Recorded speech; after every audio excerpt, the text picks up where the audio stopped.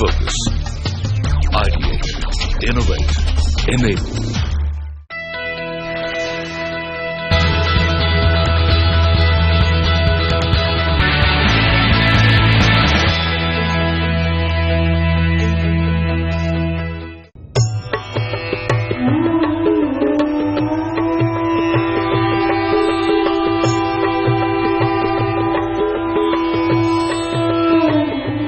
वाराणसी दुनिया का सबसे पुराना शहर जो आज भी जीवित और समृद्ध है।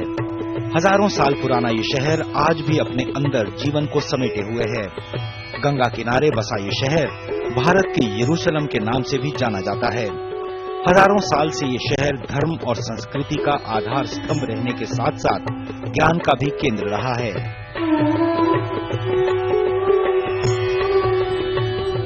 पंडित मदन मोहन मालवीय और पूर्व प्रधानमंत्री लाल बहादुर शास्त्री की कर्मभूमि रहा ये शहर भारत की सबसे पुरानी यूनिवर्सिटीज में से एक BHU या बनारस हिंदू यूनिवर्सिटी का भी घर रहा है। प्रधानमंत्री नरेंद्र मोदी ने भी 2014 में इसी शहर से अपने लोकसभा चुनाव अभियान की शुरुआत की और गंगा मैया के समक्ष देश के विकास के लिए जनादेश मांगा।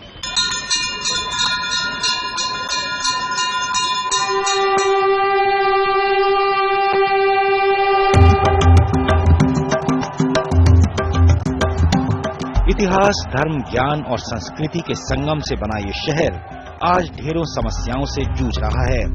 पावन घाट और अद्भुत गलियों के लिए दुनिया में मशहूर वाराणसी आज गंदगी के बोझ तले दबा हुआ है। वाराणसी के लगभग 23% लोग अशिक्षित हैं और लगभग 65% आबादी को बेरोजगारी ने जकड़ा हुआ है। CNBC आवाज का पहला कदम देश में फाइनेंशियल लिटरेसी के माध्यम से समृद्धि लाने की एक मुहिम है और इस मुहिम में हम आज पहुंचे हैं वाराणसी, जहां हम शहर के युवाओं से, यहां के छोटे बड़े व्यापारियों से और यहां की महिलाओं से मिलेंगे और जानेंगे कि वो क्या सोचते हैं निवेश और बचत के बारे में। स्वागत है आपका पहला कदम में। आज हमारे साथ जुड़ रहे हैं एम्बिशन इंस्टीट्यूट ऑफ टेक्नोलॉजी के छात्र वाराणसी से। हम यहाँ पर आप पहुंचे हैं और हमारे बीच ये सारे छात्र मौजूद हैं जो आगे चलकर इंजीनियर बनने वाले हैं और अलग अलग इंडस्ट्रीज दरअसल ये चलाएंगे। तो आज हम इनसे जानने की कोशिश करेंगे कि इनके मकसद क्या है, इनके गोल्स क्या हैं और कैसे वो इन्हें पूरा कर सकते हैं जब ये कमाना शुरू कर देंगे। कोई 2 साल के बाद, कोई 3 साल के बाद, कोई 1 साल के बाद अपनी नौकरी शुरू करने वाला है। CNBC आवाज पे हमारी कोशिश हमेशा यही होती है कि आपको हम नई जानकारी दें, आपको हम वो बातें बताएं जिनसे आप अपने फाइनेंशियल्स को ज्यादा बेहतर तरीके से चला सकें, यानी आप अपने आमदनी और खर्चे का हिसाब ज्यादा बेहतर तरीके से रख सकें और जो आप कमाते हैं उस पर आप अच्छा रिटर्न भी कमा सकें।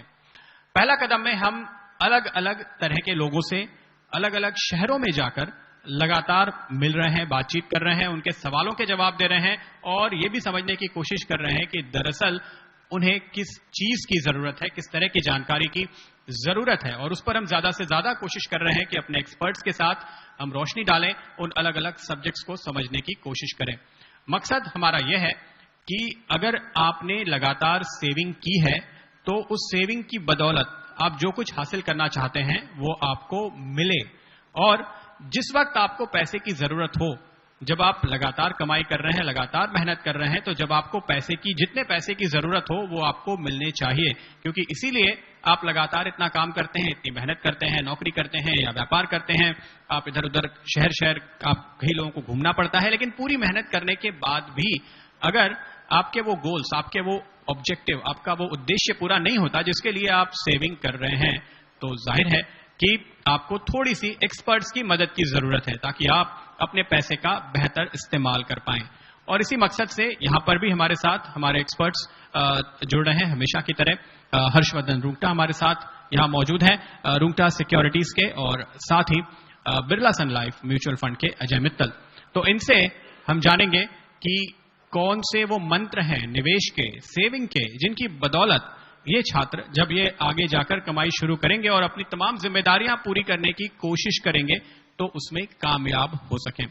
तो हमारा ये एक मकसद है। सबसे पहली बात जो मेरे ख्याल से दिमाग में आती है वो ये कि अगर आप पैसे कमाने जा रहे हैं, आप यहां पर आए हैं, ये एक वोकेशनल ट्रेनिंग इंस्टीट्यूट है, जहां पे आप अलग अलग सेक्टर्स में, अलग अलग इंडस्ट्री में, अलग अलग सब्जेक्ट की ट्रेनिंग कर रहे हैं एक तरीके से 3 साल के लिए। उसके बाद आप नौकरी शुरू करेंगे। तो ये नौकरी करने का आपका क्या मकसद है? क्या आपके दिमाग में ये स्पष्ट है कि आप नौकरी क्यों कर रहे हैं, क्यों करना चाहते हैं?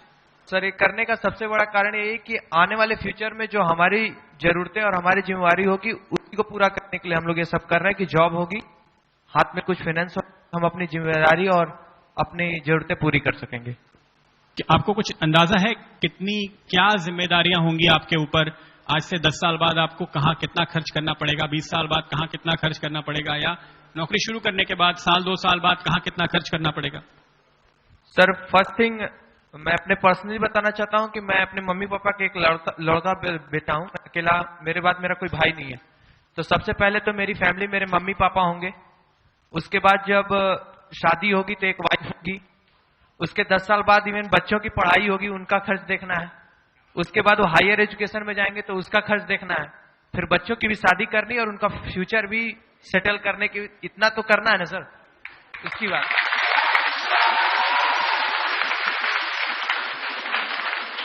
देखिए, ये लोग यहाँ पे जो हंस रहे हैं, खासतौर पे लड़कियां जो हंस रही हैं, तो उनको ये लग रहा है कि आपने अभी से इतना सारा सोच कैसे लिया। लेकिन हर्ष, आप क्या कहेंगे? इन्होंने तो पहला कदम ले लिया लगता है। ये बहुत अच्छी बात है कि इतनी क्लैरिटी आप अगर इस उम्र में लेके आते हैं और एक सोच कम से कम आपने सही दिशा में सोचा है।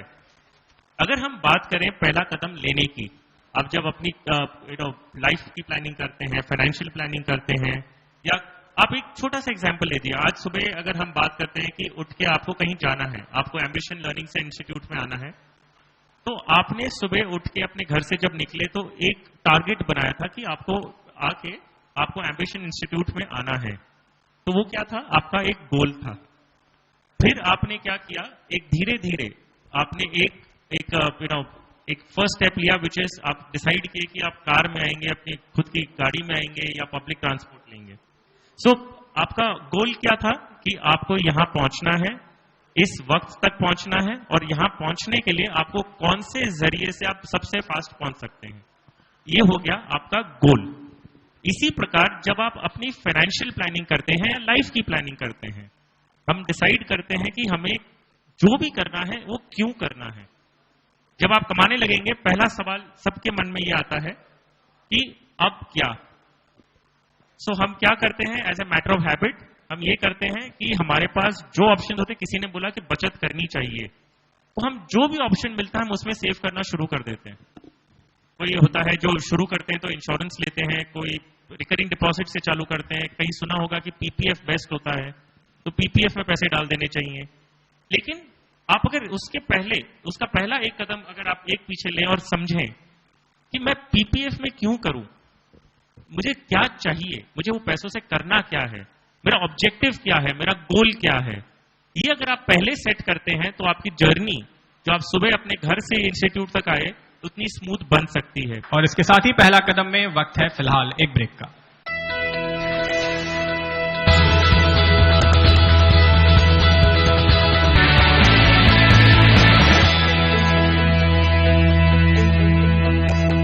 हम आपको एक विजुअलाइज करते हैं। हम मूवीज देखते हैं, हम मूवीज एंटरटेनमेंट के लिए देखते हैं। आज हम एक कोई मूवी का एग्जाम्पल लेते हैं और मूवी के एग्जाम्पल में से हम देखते हैं हम क्या उसमें शिक्षा पा सकते हैं फाइनेंशियल प्लानिंग पर्सपेक्टिव के साथ।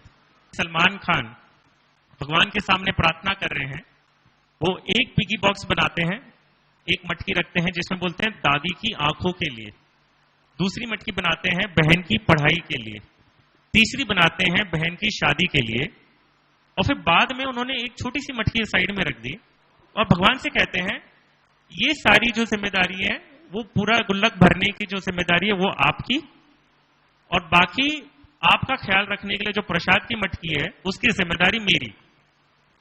इसमें आपने अगर ये मूवी पहले देखी है और अभी अगर हम इसका जिक्र करते हैं तो आप इससे क्या सबक लेते हैं, आप इससे क्या समझ में आता है आपको? कोई बताना चाहेगा?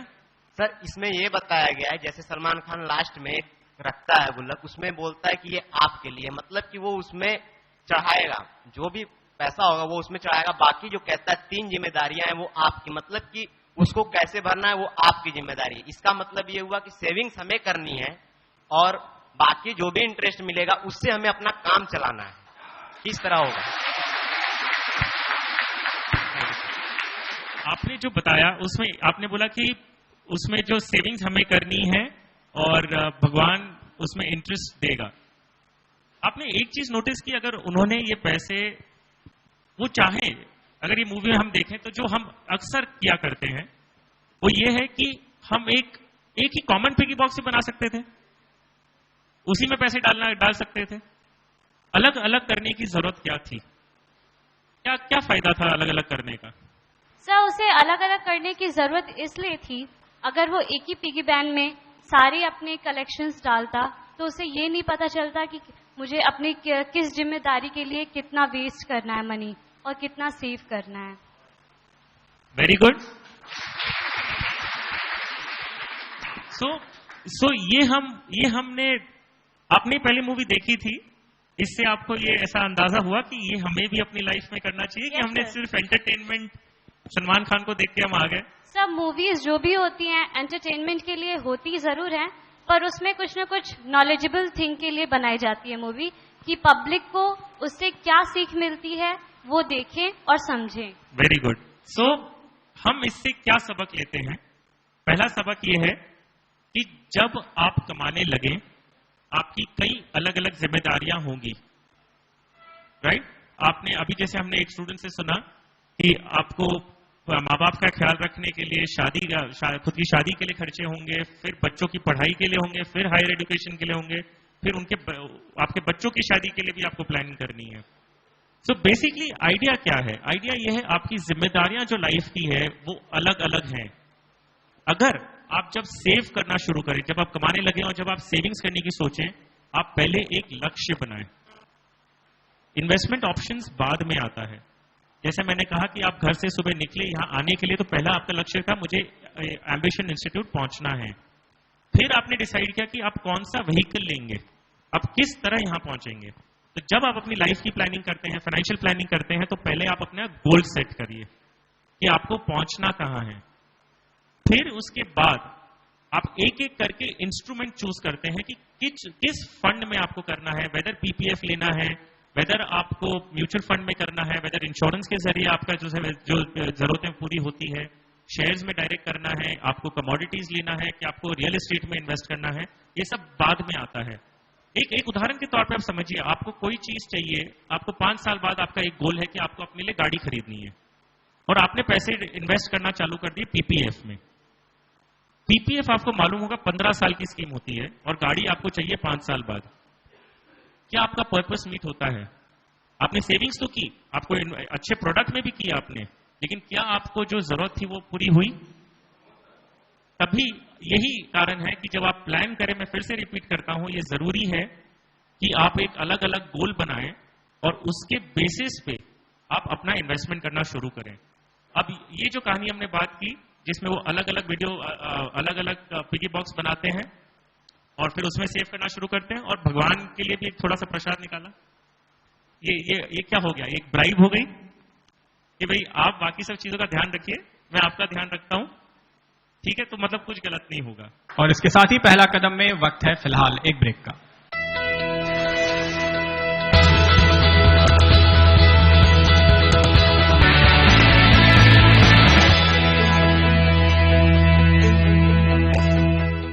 अब हम देखते हैं यही मूवी में, आपने देखा होगा आगे जाते हुए और भी कुछ होता है, तो अब हम समझते हैं कि आगे जाके इस मूवी में हुआ क्या। शुरू में उन्होंने एक गोल बनाए, अलग अलग मटकी में पैसे रखे, ठीक है? और फिर क्या हुआ? कोई बताना चाहेगा कि हमने इस वाक्य से क्या सीखा? हम जो सेविंग्स फ्यूचर के लिए करते हैं, कभी कभी ऐसे इंसिडेंट आते हैं कि उसे प्रेजेंट में ही खर्च करना पड़ता है, और वो तो अनदर थिंग है कि किसके ऊपर खर्च होता है, वो पॉजिटिव वे में खर्च हो रहा है कि निगेटिव वे में खर्च हो रहा है, वो हमारी समझदारी के ऊपर डिपेंड करता है। Okay, very good. क्या हम जब अपनी प्लानिंग करते हैं, जब हम पैसों की बचत कर रहे हैं, ऐसा हमारे किसी के साथ भी हो सकता है, कोई इमरजेंसीज आ सकती है जो हमने कभी प्लान नहीं की। आपने सोचा कि क्यों ना हम एक ऐसा कोई फंड बनाएं जिसे हम बोल दें इमरजेंसी फंड, जिसका कोई ऐसे ऑब्जेक्टिव नहीं है, ठीक है, जिसका कोई ऑब्जेक्टिव नहीं है, लेकिन कभी भी जरूरत पड़ने पे हम वो पैसे यूज कर सकते हैं ताकि हमारी जो दूसरे गोल्स हैं वो सफर ना करें। क्या हम वैसी प्लानिंग इस वाक्य से, हम इस जो इंसिडेंट से एक चीज नहीं ले सकते कि हमें एक इमरजेंसी फंड बनाना चाहिए। आपके गोल्स जरूर होंगे कि आपको आपकी शादी के लिए सेव करना है, आपको गाड़ी खरीदने के लिए करना है, बड़ा घर खरीदने के लिए करना है, जो भी आपको सेविंग्स करनी है, और एक फंड आप और बनाएं इमरजेंसी फंड के लिए। अगर कोई ऐसी परिस्थिति पैदा हो ही जाती है जिसके लिए आप पहले से तैयार नहीं हैं, उस स्थिति में हर्ष आपको कहीं ना कहीं से तो पैसे जुटाने पड़ेंगे। प्रदीप जी, इसका भी बहुत सारे तरीके हैं। एक है कि अगर हम हमारी फाइनेंशियल प्लानिंग करते हैं तो फाइनेंस के 3 पहलू होते हैं, इनकम, सेविंग्स, एक्सपेंडिचर।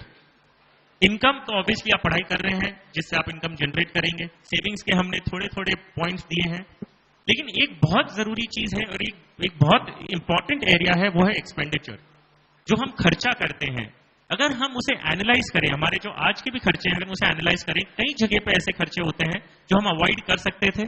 आज हमें फोन चाहिए बात करने के लिए, इंटरनेट एक्सेस करना है, मेल्स एक्सेस करने, काम करने हैं कॉलेज के, लेकिन हमें चाहिए iPhone 6। जो काम हमारा शायद 15,000 के फोन से हो सकता था, हमने फिर भी 50 से 60,000 के फोन खरीदे। क्यों? क्योंकि हमारे पास पैसे हैं। क्या हम वो चीजों पे ध्यान रखें जब हम कमाने लगे कि हम बेफिजूल का खर्चा ना करें? जो जरूरतें हम पूरी करेंगे क्योंकि उसी के लिए हम कमा रहे हैं, लेकिन बेफिजूल का खर्चा ना करें, क्योंकि कभी ऐसा मौका आ जाए जो हमारे साथ गलत हो जाए, हमारी कमाने की क्षमता चली जाए, तो हमें वो EMI का जो बर्डन है, जो लोन, आजकल हमने देखा हर चीज लोन पे मिलती है। तो आपको जब कमाने लगे, आपका पहला कदम आपको ये लेना होगा कि आप ढंग से गोल सेट करेंगे, फिर आप इन्वेस्टमेंट्स करना शुरू करेंगे और बेफिजूल खर्चा ना करेंगे। अगर आप ये फॉर्मूला अपनाते हैं और सही इन्वेस्टमेंट प्रोडक्ट में आप निवेश करते हैं, तो डेफिनेटली आपको एक सक्सेसफुल फाइनेंशियल लाइफ पा सकते हैं। और फाइनेंशियल सिक्योरिटी की जो बात है वो सिर्फ आपके हाथ में है, भगवान भी आपकी मदद उसमें नहीं कर सकते। तो आप ये कह रहे हैं कि लोन लेना ही नहीं चाहिए?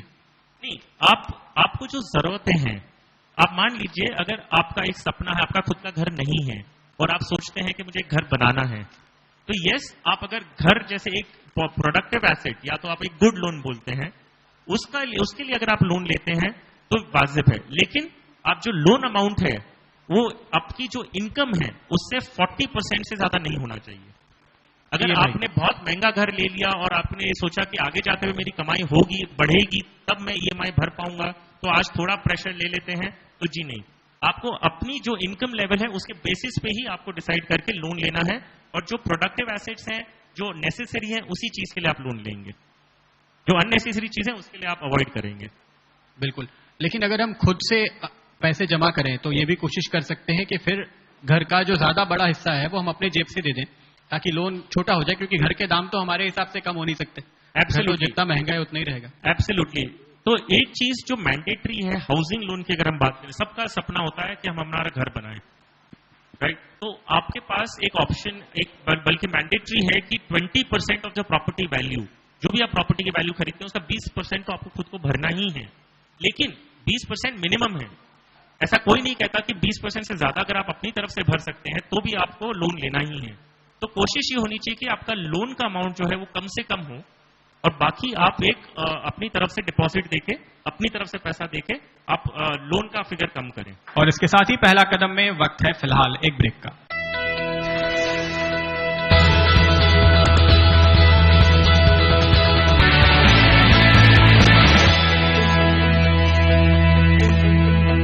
अजय, लेकिन वो कैसे होगा कि आप पैसे जो जमा करेंगे, तो क्या होता है कि आप जैसे पैसे जोड़ रहे हैं तब तक घर और महंगा हो जाता है, जो भी करना है वो थोड़ा और उसके दाम बढ़ ही जाते हैं। तो किस तरह से कॉर्पस अपना एक फंड जमा करें? इसमें सबसे बड़ी चीज प्रदीप जी ये है कि कुछ पर्सनल फाइनेंशियल टिप्स हैं जो इन्हें बच्चों के साथ मैं शेयर करूंगा।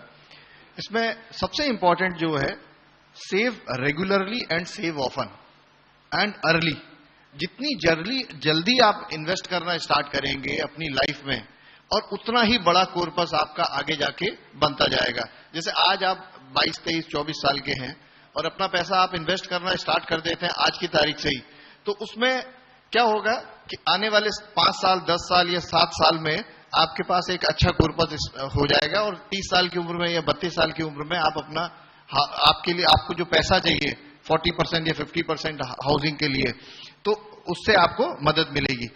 दूसरी चीज है, जो आपकी फिक्स्ड कॉस्ट है उसको नीचे रखिए। Keep your fixed cost low. कैसे? अब जैसे आपने रेंट का घर लिया, तो स्टार्टिंग में सीधे आप जो है घर नहीं खरीदते, रेंट पे रहते हो, हल्के हल्के पैसे इकट्ठे होते हैं, then you are buying a house. तो आपने जो आपका जो रेंट का जो घर है, आप बहुत लेविश जगह पे ना लें या मीडियम लेवल पे ले सकते हैं, क्योंकि क्या होगा, अगर आपने बहुत हायर रेंट पर आपने ले लिया तो आपकी हर महीने की वो फिक्स्ड कॉस्ट हो गई। इसी तरह से कार लोन हो गया। अब जैसे कार लोन अगर आपने ले लिया तो अब उसमें आपके लिए क्या होगा, एवरी मंथ आपको जो है उसकी ईएमआई पे करनी पड़ेगी और उसका इंश्योरेंस का अलग खर्चा है। तो अपनी जो फिक्स्ड कॉस्ट है वो जितनी ज्यादा नीचे रखेंगे वो उतना ही बेहतर होगा। तीसरी चीज जो है, क्रिएट योर ओन बजट। अपना बजट बनाएं। बजट, यहां पर कुछ लोग हैं जो अपना बजट करते हैं, बजटिंग करते हैं कि कितना मेरा खर्चा हुआ, कितना एक्सपेंडिचर हुआ। कोई करता है यहां पर? जो आपको पॉकेट मनी मिलता है या जो भी पैसा आपके पास है या जो भी आप खर्च करते हो दिन भर में, कोई बजटिंग वगैरह या कुछ करते हैं या नहीं? अपने खर्चों को मॉनिटर करते हैं? कैसे मॉनिटर करते हैं बताइए। सर, मैं अपना बजट ऐसे मैनेज करता हूं जैसे कि मुझे कोई चीज मतलब खाना होना है तो उस चीज को बहुत ज्यादा इंपॉर्टेंट रहता है, तभी मैं उस चीज को एक्सपेंड करता हूं। या फिर पढ़ाई लिखाई संबंधित कोई चीज अगर स्पेंड करना रहता है उसमें स्पेंड ज्यादा करता हूं और समय नहीं करता हूं। बहुत बढ़िया। सो इनका कहने का मतलब ये, इनको पता है कि जरूरत और चाहत में क्या फर्क है। सबसे बड़ी चीज ये है, आज आप अपनी जरूरतों पे खर्च करें तो ज्यादा बेहतर है। चाहत तो अनलिमिटेड होती है, तो इसका ध्यान रखें। बहुत बढ़िया। और कोई?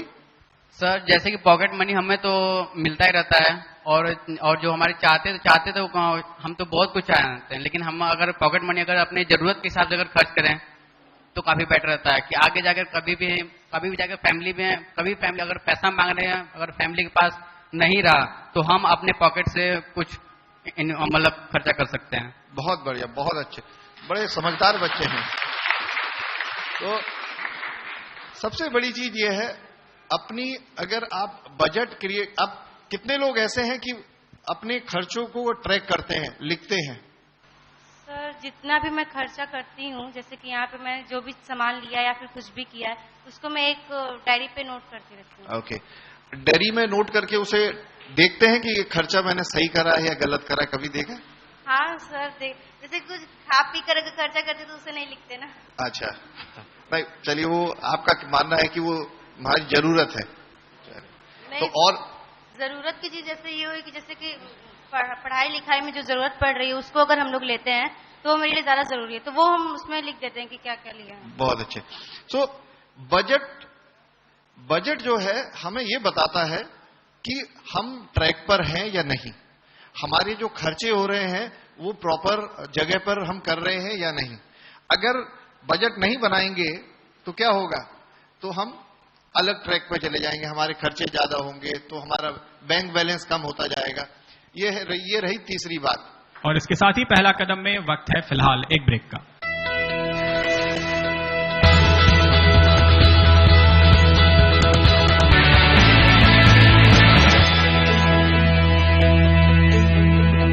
चौथी बात जो मैं आपको बताता हूं वो है, जो भी एक कॉम्प्लेक्स, जैसे आप कभी निवेश करते हो, यहां पर कितने लोगों के पास सेविंग बैंक अकाउंट है? गुड, लगभग सबके पास है। और कितने लोग सेविंग बैंक अकाउंट के अलावा कहीं पर निवेश करते हैं या इन्वेस्ट करते हैं? कुछ बच्चे हैं जो इन्वेस्ट करते हैं यहां पर। सर, मैंने एक नेटवर्किंग मार्केटिंग कंपनी है EV.com प्राइवेट लिमिटेड, सर उसमें मैं अपना पैसा इन्वेस्ट करता हूँ। अच्छा, क्या किस में इन्वेस्ट करते हो? EV.com private limited. तो उसमें कैसे, मतलब उसके क्या बॉन्ड्स खरीदते हो, क्या है? सर नेटवर्किंग फर्म है। Okay okay okay. सबसे इंपॉर्टेंट चीज इसमें यह है कि जब आप कभी भी अपना पैसा इन्वेस्ट करें ये पैसा कहीं पर लगाएं, तो उसमें जो भी कॉम्प्लेक्स्ड स्कीम हो, जैसे कुछ ऐसी स्कीम्स आ जाती हैं, वो कहती हैं कि आपका पैसा हम जो है 1 साल के अंदर दुगना कर देंगे या 3 महीने में दुगना कर देंगे। तो क्या होता है, इन कॉम्प्लेक्स और क्लेवर स्कीम्स से हमेशा बचें। ये देखें कि कौन सी स्कीम्स या कौन सी कंपनी या जो ऑफर कर रही है वो हमारे रेगुलेटर्स जो हैं उनके साथ अटैच्ड है या नहीं, उनके साथ रजिस्टर्ड है या नहीं। और आपकी उम्र में अगर आप इन्वेस्ट करना या फाइनेंशियल हैबिट्स अपनी सुधार लेंगे और अपनी हैबिट्स को कल्टीवेट कर लेंगे या अपने आप को इस लेवल पे ले आएंगे कि नहीं, मुझे जो है मुझे सेविंग की हैबिट अपने अंदर डालनी है, अगर ये अपने अंदर आप डेवलप कर लेते हैं तो आगे जाके क्या होगा, आपका उतना ही भविष्य बढ़िया बनता जाएगा। जैसे आप कल की तारीख में जब जॉब पर जाएंगे तो आप जो इन्वेस्टमेंट करेंगे वो इन्वेस्टमेंट ऐसी स्कीम्स में होना चाहिए, ऐसी जगह पर होना चाहिए जहां पर जो है आपका पैसा सेफ हो, सही जगह लगे और आपको अच्छे रिटर्न्स मिले। वो क्या क्या स्कीम्स हैं, कौन सी स्कीम्स हैं, अलग अलग स्कीम्स हैं। जैसे लाइक आपकी एज में आप you people are very young, आप बहुत यंग हो एंड आपको जैसे सेविंग बैंक अकाउंट में पैसा रखा है आपने, तो उसमें क्या होता है, हमें 4% ब्याज मिलता है। अब 4% आप देखेंगे, 4% में क्या होता है, आपका जो महंगाई दर है वही 7.06% है। तो अगर आपका पैसा वहां रखा हुआ 3 रुपए 100 रुपए में से तो वैसे ही कम होते जा रहे हैं, पहला। तो दूसरा जो है आपके पास एफडी आप कर सकते हैं। तीसरा जो है आप म्यूचुअल फंड्स में इन्वेस्ट कर सकते हैं, आप इक्विटी में डायरेक्ट इन्वेस्ट कर सकते हैं। तो अभी जैसे आपकी जो उम्र है उसमें आप लंबे समय के लिए आप इन्वेस्ट करें, और लंबे समय के लिए आप इन्वेस्ट करें इक्विटी में, इक्विटी म्यूचुअल फंड्स में इन्वेस्ट करें, क्योंकि लंबे समय में ये देखा गया है कि इक्विटी मार्केट बहुत अच्छा परफॉर्म करता है। एंड 5वीं जो हैबिट है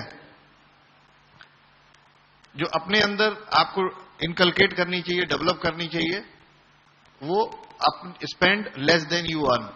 अपने खर्चे जो हैं अपनी कमाई से कम कीजिए, तभी सक्सेसफुल रहेंगे। क्योंकि अगर आपकी कमाई से ज्यादा खर्चा हो गया तो वो एक कहावत है ना, आमदनी अठन्नी खर्चा रुपया, तो उससे क्या होगा, आप लोन लेंगे चीजों के लिए, और ये सब चीजें इंटरकनेक्टेड हैं। आपका खर्चा कब ज्यादा होगा, जब आपकी फिक्स्ड कॉस्ट हायर होगी। और आपकी फिक्स्ड कॉस्ट हायर होने का कारण क्या हो सकता है, जो आपके जो ओवरहेड्स हैं, जो फिक्स्ड ओवरहेड्स हैं, वो हर महीने आपके फिक्स हैं। तो आप जब फिक्स्ड कॉस्ट लो करेंगे तो आपकी जो सेविंग ज्यादा होगी, आपकी स्पेंडिंग कम होगी। तो जैसा कि हर्ष जी ने बताया कि income minus expenditure is equal to saving. तो आप क्या कर सकते हैं, पहले सेव करें फिर एक्सपेंडिचर करें, तो आपकी इनकम में से सबसे पहले सेविंग करना बहुत जरूरी है।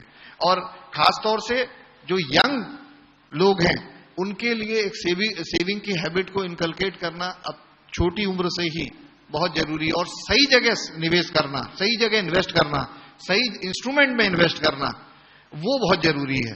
क्योंकि हमने देखा कि लोग कहते हैं मैंने पैसा सेव कर रहा हूं, खूब सेव कर रहा हूं। सेव करने से कुछ नहीं होता, उस पैसे को सही जगह पर लगाना, सही जगह पर उसको भेजना, वो बहुत जरूरी है। छोटी उम्र में इन्वेस्ट करेंगे तो बहुत बड़ा अमाउंट आप पा सकते हो। और छोटे छोटे पैसे जैसे लाइक 500 रुपए महीना, 500 रुपए महीने से आप इन्वेस्ट करना स्टार्ट कर सकते हैं। तो वो 500 रुपए महीना, वो 6,000 रुपया साल, 10 साल में एक बड़ा अमाउंट 7,20,000 सॉरी। तो ऐसे करते करते करते करते ये छोटी अमाउंट कब बड़ी हो जाती है आपको पता नहीं चलता है। सही है। तो प्रदीप जी, मैं ये कह रहा था कि इसमें जो हैबिट्स है लोगों की, फाइनेंशियल हैबिट्स और personal finance related personal habits जो हैं, वो बड़ी इंपॉर्टेंट है। बिल्कुल। तो आप कह रहे थे कि आमदनी अठन्नी खर्चा रुपया। मुझे एक और ऐसी कहावत याद आई कि रुपए की 3 अठन्नी बनाना। तो रुपए की 3 अठन्नी कैसे बन सकती है, जो अजय कह रहे हैं, अगर आप सही जगह पे निवेश करेंगे तो वो तीसरी अठन्नी आएगी। और वो हर साल जमा होती रहेगी, तो फाइनली आपने जितनी सेविंग की उससे कई गुना ज्यादा, जो सलमान खान का गुल्लक भरने की हम बात कर रहे थे, जितना प्रसाद के डब्बे में डाला उससे कई गुना ज्यादा वो जो अलग अलग गुल्लक बने थे उनमें आ जाएगा। आप ये मत समझिए कि आपने कुल मिलाकर के अगर हर महीने 500 रुपए सेव किए, साल में 6000 रुपए सेव किए, तो 10 साल में 60,000 रुपए सेव किए, तो आपके पास 60,000 होंगे? नहीं होंगे। इससे बहुत कई गुना बड़ा अमाउंट होगा जो आप सोच भी नहीं सकते। लेकिन उसके लिए आपको क्या करना होगा कि एफडी से बाहर निकल के आपको म्यूचुअल फंड में पैसे लगाने होंगे, शेयर बाजार से जुड़े हुए इंस्ट्रूमेंट्स में पैसे लगाने होंगे, क्योंकि वहां पर आपकी कमाई ज्यादा होती है। और क्यों होती है? क्योंकि आप में से जिसके भी घर में बिजनेस होगा, आपके पापा अगर कोई दुकान चलाते होंगे, कोई बिजनेस करते होंगे, तो आप समझ सकते हैं कि दुकान से, किसी भी बिजनेस से जो कमाई होती है वो आपके बैंक से मिलने वाले इंटरेस्ट से कई गुना ज्यादा होती है, क्योंकि उसी पे तो घर चलता है लोगों का। तो आप अगर एक शेयर खरीदते हैं तो आप ये समझिए कि आप उस बिजनेस में पार्टनर बन गए। और अगर आप में से किसी को भी मुकेश अंबानी आके बोले कि चलो मेरे पार्टनर बन जाओ, कौन है जो मना करेगा? और कौन कौन है जो उसमें शामिल हो जाएंगे? सारे लोग। ऐसे ही अगर कुमार मंगलम बिरला आपसे आकर कहें कि मेरे पार्टनर बन जाओ, तो कौन कौन तैयार होगा पार्टनर बनने के लिए? बस इतने ही। अगर आपसे, अभी मिस्त्री साहब को तो बहुत ज्यादा लोग नहीं पहचानते, लेकिन रतन टाटा अगर कहें कि मेरे पार्टनर बन जाओ, तो कौन कौन बनेगा? अच्छा, बाकी लोग क्यों नहीं बनना चाहते? कोई मुझे वजह बताएगा? किसी को कोई डर है? सर इतना टेंशन कौन लेगा? हाँ जी, इतना टेंशन कौन लेगा सर? पैसा टेंशन बढ़ेगा। और सर जिंदगी जीना है, कोई टेंशन में कौन जिएगा सर? हाँ, हंसी खुशी जीना है सर। तो आपको ये लग रहा है कि अगर आप मुकेश अंबानी जी के या कुमार मंगलम बिरला जी के या साइरस मिस्त्री रतन टाटा जी के पार्टनर बन जाएंगे तो आपको बहुत टेंशन हो जाएगा।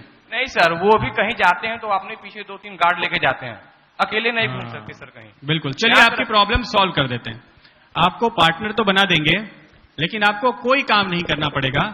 साल के आखिर में कंपनी जितना कमाएगी उसमें आपका जो हिस्सा होगा आपके बैंक अकाउंट में आ जाएगा और आपको कुछ नहीं करना पड़ेगा। अब तैयार हैं आप? अब तैयार हैं? बिल्कुल।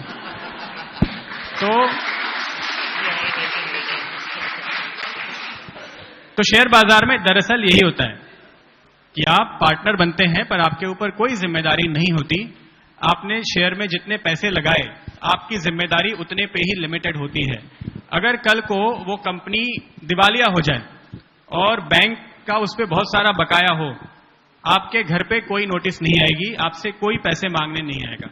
लेकिन अगर कंपनी मुनाफा करेगी तो आपको हर साल डिविडेंड दिया जाएगा जो आपके अकाउंट में आएगा। और अगर जो कंपनी अच्छी चल रही होती है, जो मुनाफा कर रही होती है, बाजार में उसके दाम बढ़ते जाते हैं, तो जब बहुत बढ़ जाए तो आप शेयर कभी भी बेच के निकल भी सकते हैं।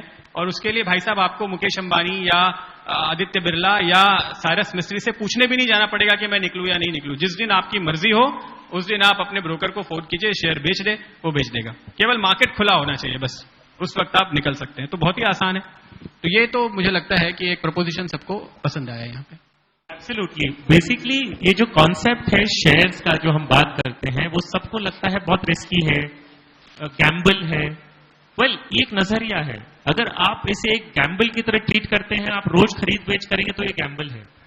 लेकिन अगर आप एक हिस्सेदारी लेते हो कोई कंपनी में, आप उसके पार्टनर बनते हो, एक बिजनेस में पार्टिसिपेट करते हो, तो यही एक तरीका है जिससे आप एक वेल्थ क्रिएट करते हैं over a longer period of time. And that is the purpose. यही एक्चुअली काम है इक्विटी इन्वेस्टमेंट्स का। सो डेफिनेटली आई होप ये मैसेज आपके एग्जाम्पल के थ्रू इन्हें समझ में आया हो। और इस वन साइडेड बेनिफिट का कि भाई आपको अपने डेट से कुछ लेना देना नहीं है कंपनी से। आपके घर में अगर बैंक का अगर कोई कंपनी जिसमें आपने निवेश किया है उसका अगर डिफॉल्ट होता है तो आपके घर में नोटिस नहीं आती, लेकिन अगर मुनाफा होता है तो उसकी हिस्सेदारी आपको मिलती है। तो डेफिनेटली ये एक सबक है जो आप शुरुआत करते वक्त आप बिजनेसेस चालू नहीं कर सकते तो बिजनेस के हिस्सा तो बन सकते हैं।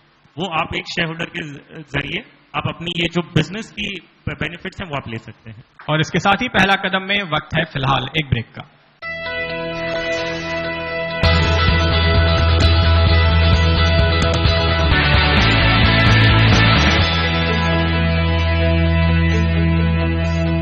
जी, कोई सवाल आपके यहाँ पे? सर मेरा क्वेश्चन ये है कि अगर मान लीजिए शेयर की जानकारी ना हो, हम तो लगाते सर ब्रोकर के थ्रू, तो अगर शेयर की जानकारी तो क्या वो ब्रोकर हमको साथ देगा? होता वो गलत भी हमको बता सकता है, क्योंकि शेयर की नॉलेज सबको होती नहीं है। आखिर वो प्रोसेस क्या होता है, जैसे कि लोग इससे अपने आप को इम्प्रूव कर सके कि हम शेयर में लगाए तो मेरा बेनिफिट हो ही, जरूरी थोड़ी नहीं ना कि उनको ब्रोकर सही बताए। तो मैंने एक बहुत ही सीनियर फंड मैनेजर हैं, उनसे एक बार बात की थी। उन्होंने कहा कि आप ये समझ लीजिए कि शेयर बाजार में आप अकेले हैं। Yes sir. आपके साथ कोई भी नहीं है, तो आप जो भी कंपनी चुने वो अच्छी चुने। ये सर। तो आप किसको अपना पार्टनर बना रहे हैं? अगर आप किसी कंपनी में पैसे लगाने जा रहे हैं तो पता लगाइए कंपनी किसकी है, इसके प्रमोटर कौन है, सीईओ कौन है। अगर आपको उनके साथ कोई बिजनेस शुरू करना हो तो क्या आप करेंगे? अगर आपको ऐसा लगता है कि आप इस आदमी के साथ बिजनेस नहीं कर सकते तो फिर आप उसके शेयर नहीं ले सकते। बिल्कुल मत खरीदिए। तो सर जैसे अगर हम शेयर खरीद लिए हैं तो उसकी मतलब डेली के ट्रांजेक्शन क्या है, क्या हो रहे हैं उसमें, हमारी प्रॉफिट हो रही है या लॉस हो रही है, उसको जानने के लिए क्या करते हैं? इसमें सबसे बढ़िया तरीका, जैसे जिसके पास टाइम नहीं है या नॉलेज नहीं है, जो आपको नहीं पता है कि मैं क्या करूं, स्टॉक मार्केट में क्या हो रहा है, रोज ऊपर हो रहा है, रोज नीचे हो रहा है, कि किस कंपनी की क्या प्रॉफिटेबिलिटी है, क्योंकि 5000 से ज्यादा कंपनीज लिस्टेड है बीएसई में, और आपको ये जानकारी नहीं मिल रही है कि इस कंपनी का क्या होगा क्या नहीं होगा। तो इसके लिए सबसे बढ़िया तरीका है आप किसी एक प्रोफेशनल को अपना पैसा दे दें। वो प्रोफेशनल कौन है? ये म्यूचुअल फंड्स हैं। म्यूचुअल फंड्स में फंड मैनेजर्स होते हैं, वो आपका पैसा पूरी रिसर्च के साथ किस कंपनी में पैसा लगना चाहिए, किस में नहीं लगना चाहिए, उसमें अलग अलग तरीके के फंड्स होते हैं। जैसे फर्स्ट टाइम इन्वेस्टर्स हैं, वो अपना इक्विटी में जो है इंडेक्स फंड करके होते हैं। यहां कितने लोगों को पता है सेंसेक्स में कितनी कंपनीज हैं? किसी को पता है यहां पर सेंसेक्स में? सेंसेक्स जो है एक इंडेक्स है बॉम्बे स्टॉक एक्सचेंज का, उसमें 30 कंपनीज हैं और करीबन 11 से 12 सेक्टर्स हैं। तो अलग अलग सेक्टर की कंपनीज हैं, जो जैसे कि जो आम तौर पे आप जो यूज करते हैं जिन कंपनीज के प्रोडक्ट्स, वो कंपनीज भी लिस्टेड हैं। तो आपको अगर उन कंपनीज की जानकारी नहीं मिल पा रही है तो आप सबसे बढ़िया तरीका है म्यूचुअल फंड के जरिए इन्वेस्ट करना स्टार्ट करें। और उसमें एक दूसरा तरीका भी होता है म्यूचुअल फंड का, वो होता है हर महीने आप छोटी राशि के साथ इन्वेस्ट करना स्टार्ट कर सकते हैं। वो कहलाता है सिस्टमेटिक इन्वेस्टमेंट प्लान। तो जो भी मार्केट ऊपर नीचे जाता है वो उसका ध्यान रखता है एसआईपी। तो जैसे मैं बनारस में काफी दुकानें खुल गई जो कहती है कि हम शेयर्स में इन्वेस्ट कराते हैं पैसा, तो जैसे क्या शेयर में इन्वेस्ट करने के लिए जिस दुकान में क्या वो रजिस्टर्ड होनी चाहिए? देखिए, जैसा मैंने आपको बताया कि अभी मैंने बताया कि जो भी कॉम्प्लेक्स और क्लेवर स्कीम आपको ये कहता है कि भाई आपका पैसा 1 साल के अंदर दुगना कर दूंगा या 6 महीने के अंदर दुगना कर दूंगा, आपको 10% प्रॉफिट दिला दूंगा आज, तो आप देखिए वहां पर कितना ज्यादा रिस्क है। जब आपको 10% प्रॉफिट मिलने के चांसेस हैं तो 10% प्रॉफिट घटने के, 10% आपके प्रिंसिपल घटने के चांसेस भी हैं। कभी कभी आपका प्रिंसिपल हो सकता है पूरा निबट ही जाए। तो सबसे बढ़िया तरीका इसका यही है, ऐसी कोई भी उसमें ना जाए जो आपको ये कहे कि मैं आपको इतना प्रॉफिट इतनी जल्दी 1 साल के अंदर दुगना कर दूंगा या 6 महीने के अंदर दुगना कर दूंगा। एक ऐसे चीजों में जाए जहां पर आपका पैसा सेफ हो, जो कि रेगुलेटर्स के साथ जो स्कीम्स या जो कंपनीज रेगुलेटर जैसे securities and exchange board of India या रिजर्व बैंक ऑफ इंडिया उनके साथ रजिस्टर्ड हो। तो देखिए, अगर आप अपना पैसा दुगना कर सके कोई भी, तो वो लाख रुपए से भी शुरू करे ना और हर साल पैसे दुगने करे तो 20-30 साल के बाद वो दुनिया का सबसे अमीर आदमी होगा। तो फिर वो आपका पैसा मांग रहा है और आपसे कह रहा है कि मैं तुम्हारे पैसे दुगने कर दूंगा, तो ये तो फिर वो समाज सेवा कर रहा है। तो जरूरत क्या है करने की? अपनी पैसे दुगने कर लेना पहले, और जो टाइम आपके पैसे दुगने करने पे लगा रहा है वो वहां पे लगाए तो दुगने से तिगने हो जाएंगे। तो जाहिर है कि इस तरह की जो कोई बात करता है उससे आपको बचना चाहिए। आप शायद तमाम शेयर ब्रोकर्स की बात कर रहे थे कि बहुत सारे शेयर ब्रोकर्स की दुकानें खुल रही हैं, बहुत सारे कंसल्टेंट भी हैं जो खास तौर पे हर शहर में भले ना हो लेकिन उनके वेबसाइट्स होते हैं, वो टीवी पर आते हैं तो लोग देख करके उनके पास जाते हैं। एक बात आपको ध्यान में रखनी चाहिए कि मुफ्त की सलाह बहुत ही नुकसानदेह होती है। जो ब्रोकर आपको सलाह दे रहे हैं वो इसलिए ताकि आप ट्रेड करें और उनको ब्रोकरेज मिले। तो हो सकता है, मैं ये नहीं कह रहा हूं कि सारे ब्रोकर ऐसे होते हैं, काफी ब्रोकर्स हैं जो अपने कस्टमर का ख्याल रखते हैं, लेकिन ऐसे भी कुछ ब्रोकर्स हो सकते हैं जो आपका वॉल्यूम बढ़ाने के लिए, ताकि उनको ज्यादा ब्रोकरेज मिले, आपको सुबह कहें खरीदो, शाम को कहें बेच दो, फिर दूसरे दिन सुबह कहें खरीदो, फिर शाम को कहें बेच दो, तो आप दोनों तरफ है ना उनको पैसे दे रहे हो। तो इससे आपको सावधान रहना चाहिए। अगर आप सलाह लेने के लिए किसी को फीस देते हैं तो वो बेहतर है बजाय इसके कि आप अपनी मर्जी से या किसी की टिप पे सौदे करें और आपकी जो पूंजी है वो भी गंवा दें। क्योंकि जो आदमी आपसे पैसे लेगा सलाह देने के लिए तो वो इतना तो इंश्योर करेगा कि वो जो आपने उसको फीस दी है वो आपकी रिकवर हो जाए और उसके ऊपर आपको प्रॉफिट भी आए ताकि आप अगले साल फिर उसको फीस देने जाओ। क्योंकि ये भी एक शेयर बाजार भी एक ऐसी जगह है जहां पे आपको एक्सपर्ट होना जरूरी है। तो जैसे हर्ष अक्सर कहते हैं बातचीत में कि आप अपनी मर्जी से तो दवा नहीं खाते, डॉक्टर से पूछ के खाते हो, तो अपनी मर्जी से शेयर क्यों लेते हो? जो शेयर का डॉक्टर है उसके पास जाओ, उससे पूछो और उसके बाद लगाओ। तो हम इसी उम्मीद और इस शुभकामना के साथ कि आप सभी एक शानदार करियर में जाएं और वहां पर जितनी भी कमाई करें उसका बेहतरीन इस्तेमाल करें और अपनी हर एक सपने आप पूरे कर पाएं। बहुत बहुत शुक्रिया आप सभी का कि आज आप लोग हमारे साथ आए।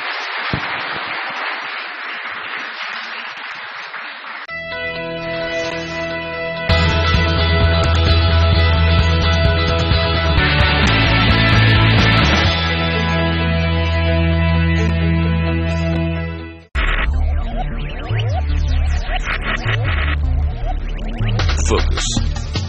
Ideate. Innovate. Enable.